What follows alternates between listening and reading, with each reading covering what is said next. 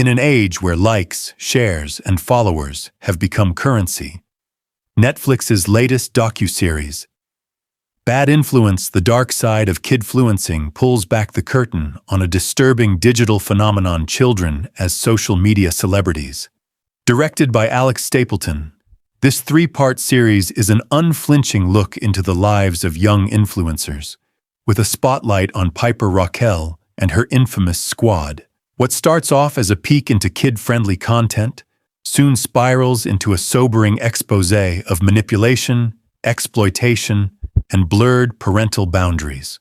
The series begins with Piper Rockelle, a seemingly cheerful YouTube personality with over 10 million subscribers, best known for pranks, dance videos, and lifestyle vlogs. At first glance, her content looks harmless, just kids being kids on camera. But as the episodes unfold, a darker story emerges. We're introduced to a rotating cast of squad members, other teens and preteens, who once appeared in Piper's videos. Through candid interviews, several of them share unsettling accounts of verbal abuse, coercion, and psychological manipulation, most of it allegedly orchestrated by Piper's mother and manager, Tiffany Smith. One former squad member describes being pushed to create romantic on-screen content, despite being uncomfortable, while others recount a high-pressure environment where popularity was weaponized against them. The documentary doesn't rely solely on emotional anecdotes. It balances storytelling with expert commentary, weaving in analysis from child psychologists, digital media scholars, and legal professionals. The result is a layered narrative that interrogates not just one influencer, but a broken system that allows child labor to flourish under the guise of fun content. Dr. Devorah Heitner, a well-respected expert on children and media, appears in the series to emphasize that the influencer world incentivizes kids to perform in ways that are not developmentally healthy. She points to how constant validation through views and likes can distort a child's sense of identity and self-worth. Legal experts in the series highlight another gap. There are virtually no laws regulating child labor in digital content creation in the U.S. Unlike film or television, where child actors are protected by Coogan laws, kidfluencers can work unregulated hours with little to no guarantee that their earnings are even saved for them.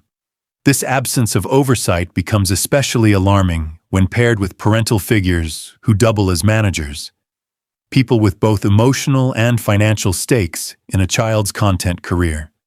In Piper's case, the docuseries raises serious ethical questions about where parenting ends and profit begins. Bad Influence doesn't sensationalize, it investigates, and that's its power. This isn't just about one family or one YouTube channel. It's a mirror held up to a growing culture of monetized childhood, where boundaries are blurred and the adults aren't always acting in the child's best interest. What struck me most was how normalized this lifestyle has become. Parents building entire businesses around their kids' personalities. Contracts signed before kids are old enough to spell their names. Children being filmed crying or kissing on command for content. These are not isolated cases. They're symptoms of a much larger issue. Netflix has done a service by platforming this conversation. But what happens next? Will there be policy changes? Industry regulations?